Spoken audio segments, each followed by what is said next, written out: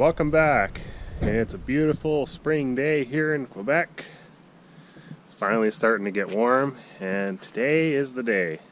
We're going to start putting all-wheel drive parts in my brother's GST. Stay tuned.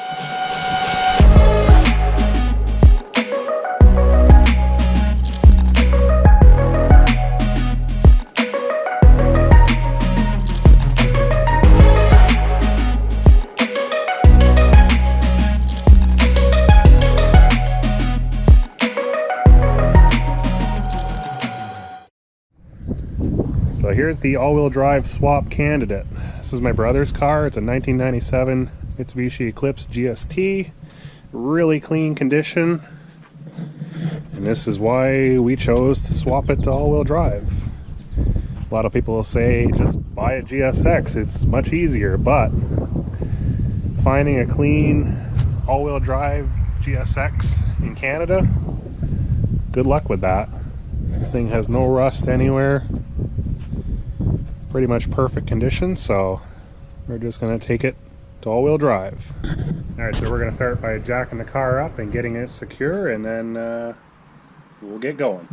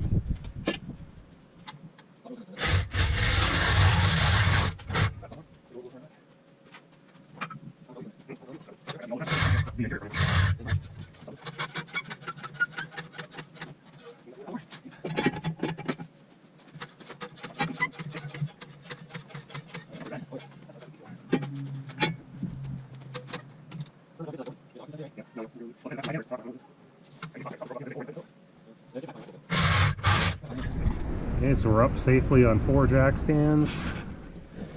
I put boards underneath just to give a little extra stability on the rear. We're on pavement, so it should be pretty good. Someone has a little preview of the front wheel drive setup. So as you can see, you got the shorter front wheel drive bolts here. So we're going to keep one of the, when we take this one out, we're going to move that to the front hole, which is already there. And this one here, the front wheel drive bolt, we'll just cut that off flush right in the frame and leave the other part inside the frame. But first, we need to get this exhaust off, because the front wheel drive exhaust is not going to work out for an all-wheel drive because it shares the same spot as the drive shaft. And as you can see, this car is a lot nicer underneath. It's still the nice silver paint under here. There's a couple little, spots of surface rust here and there on like control arms or whatever, but this thing is so much cleaner. So that is why we're going to fix this one to be all-wheel drive and not screw around with the other one. Okay, slight change of plans. We were going to pull off the exhaust first, but it would appear whoever made this exhaust, they welded it in place in the car, so getting it out from over top of the rear subframe is going to be next to impossible without cutting it apart. So we're just going to take the rear subframe off first. So pretty much the same process as doing the all-wheel drive one, except easier because there's no rear diff. So pull the e-brake cables out from inside, undo the trailing arms, take off the brake calipers, undo the strut at the top, and the upper control arms, and then you've got 4 bolts, 2 on either side to drop the whole thing down. Pretty simple, so let's get at it.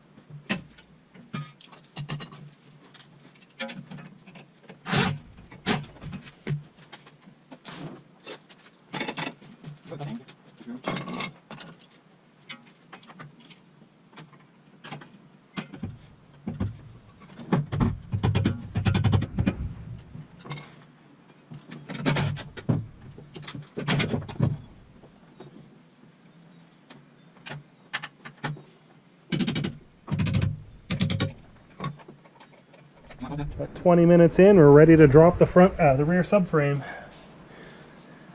I'll just grab the other side there. Balance it. Yeah. It should come straight down like the other one. Should. There it goes. We're hanging up somewhere. It was on the stud. Oh.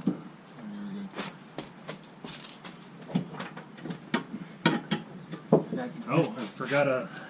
Right here, right? 10 mils? Yep. I forgot one of the e-brake cable brackets.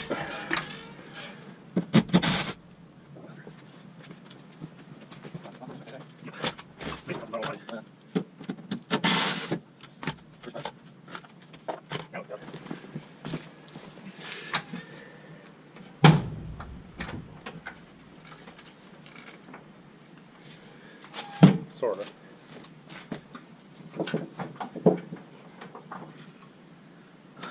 They made an exhaust hanger on the front of it. It's bolted to the exhaust. Never ceases to amaze me the things that some people do. So whoever built this exhaust made a hanger for it off of the rear, off of the subframe. So we're trying to let it down, and it's pulling the exhaust down too. So I'm just going to cut that off or something, and that'll be the end of that.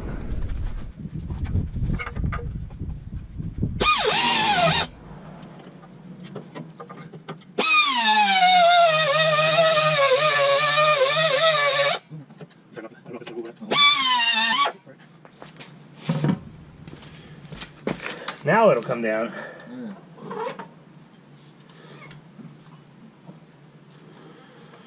And you get your ABS wires there to disconnect.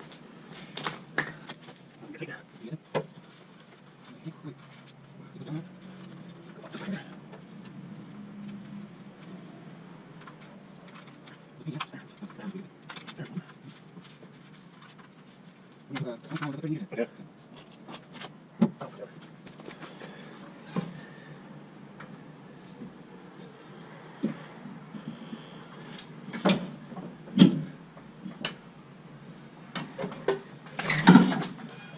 There we go.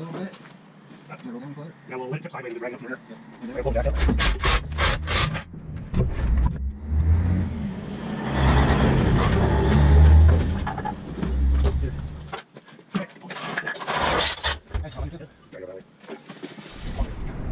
So there we are. Our front wheel drive subframe is off. So the next thing, we've got to get this exhaust off, which has seen better days. Somebody's custom made exhaust. It's kind of falling apart everywhere. And the gas tank, and we're ready to start bolting some parts on. So the exhaust, we're just gonna unhook it wherever we can and junk it. It's pretty much garbage. Alright, so this crusty exhaust is off, unbolted up front, O2 sensor disconnected, and had cut a couple of these weird ass mounts they made off, and it's off. Anybody want an exhaust? Really cheap? Hit me up. Next thing, we're going to tackle that gas tank. This thing was designed for optimal flow. Nothing to see there. That's a nice radius.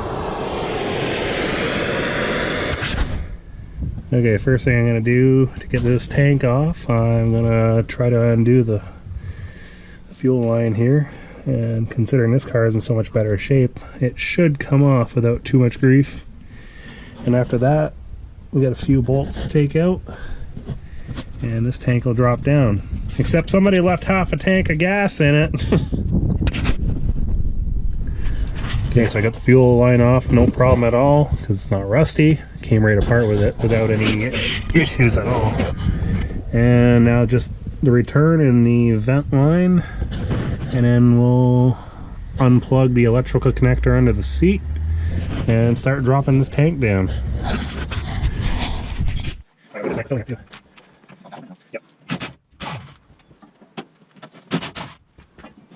Hey, you put that up in this little handle.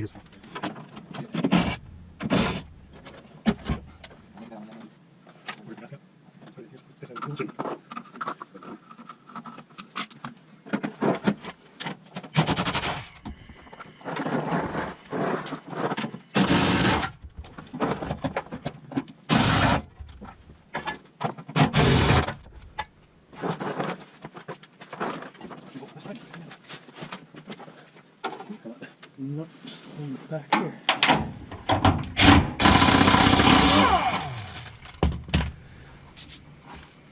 That should be it.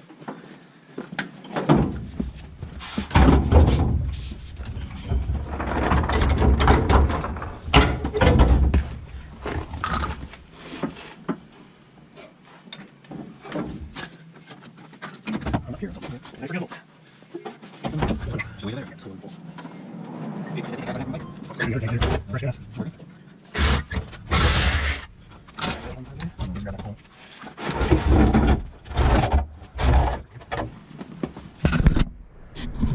There we are. The front wheel drive gas tank is off.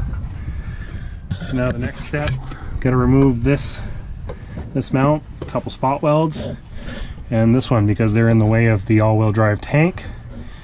And then we can drill our holes for the all-wheel drive straps and start putting in the all-wheel drive tank. Is that? Maybe. This is a little smaller than there. That's actually pretty cool. Is that? Look in the top drawer. If not a marker or something, just scratch it around. What's that? Yeah, that works.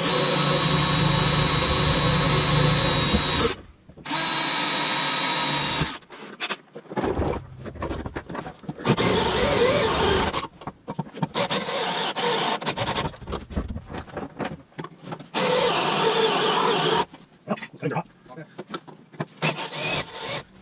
Is that? No, that's not.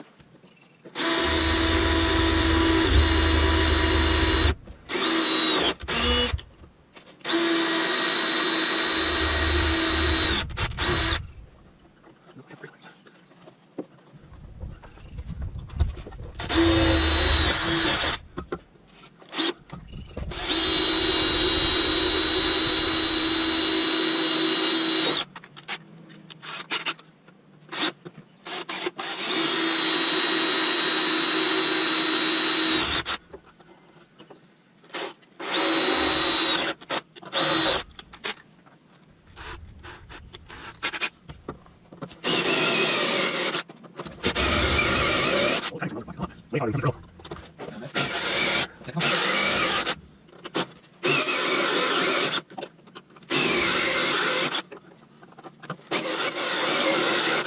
See if that's enough. There. See?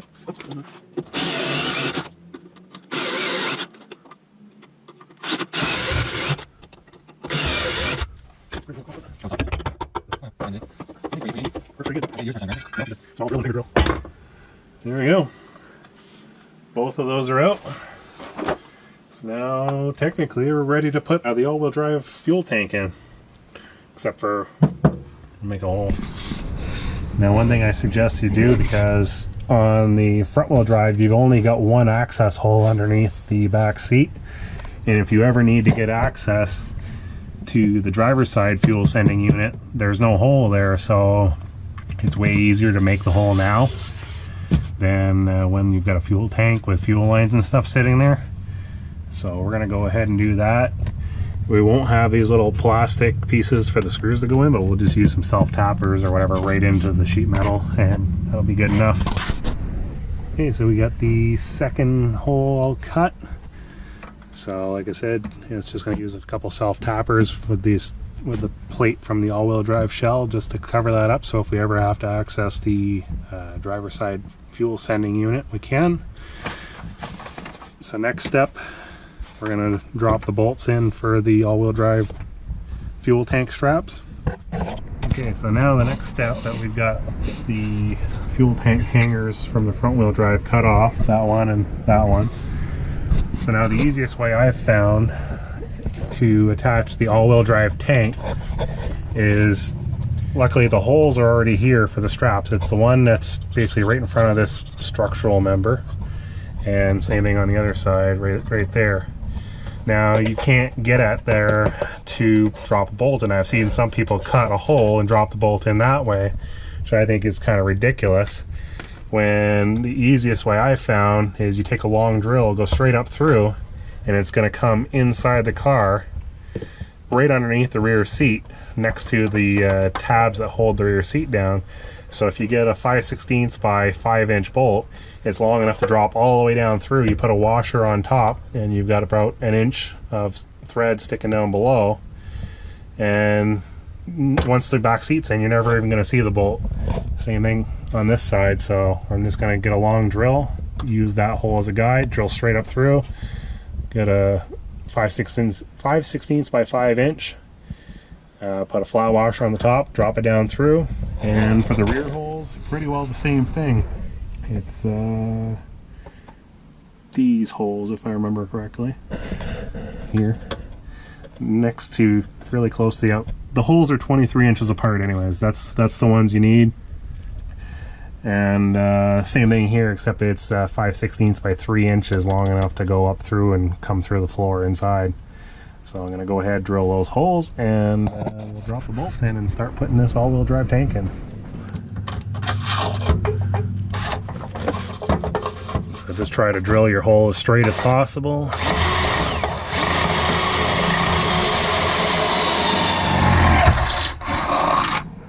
One hole done.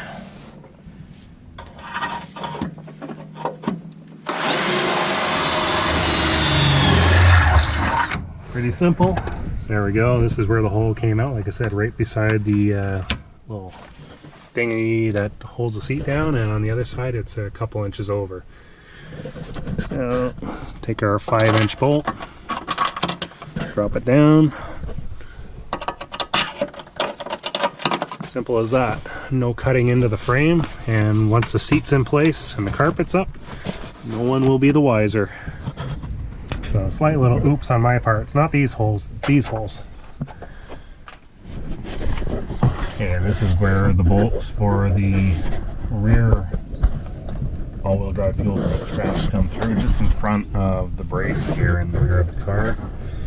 And on either side, so easy enough to tighten up.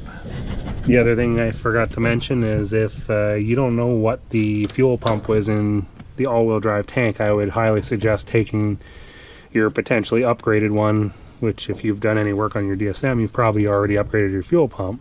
So you might as well take that one out of your front-wheel drive tank and put it in the all-wheel drive tank. So I'm pretty sure you already know how to do that if you've gotten this far.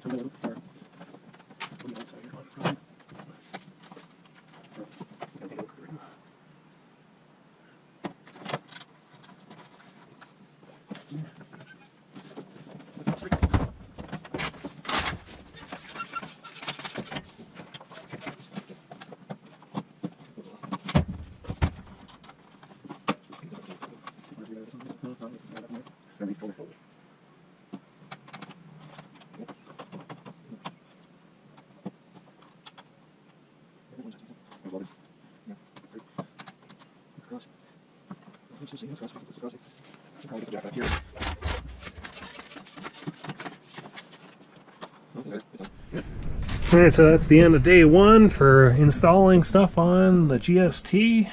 We got the all-wheel drive tank all in place. So tomorrow we're going to start installing the rear subframe. So we'll have to install the longer bolts and remove the shorter bolts, and continue on from there to the drive shaft and then finally transmission. So thanks for following along. Hopefully this gives anybody who's looking to do the all-wheel drive swap a little guidance on what's involved. And if you have any questions, shoot them in the comments, hit like, subscribe, and stay tuned for the next episode.